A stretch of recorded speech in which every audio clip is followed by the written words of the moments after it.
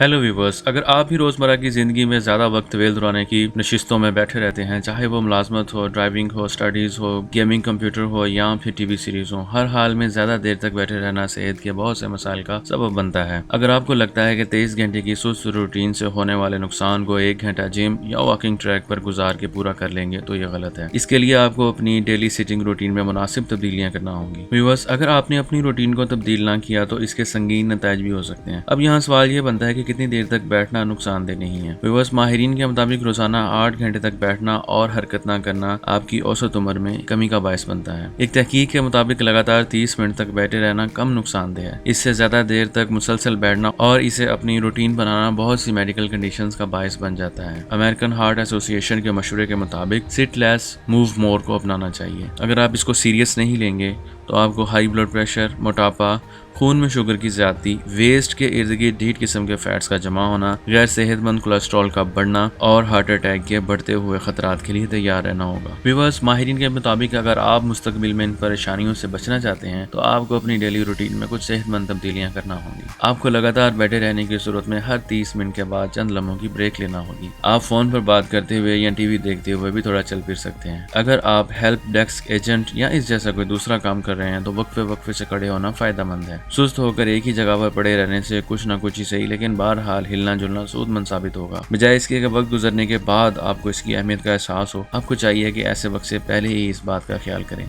शुक्रिया।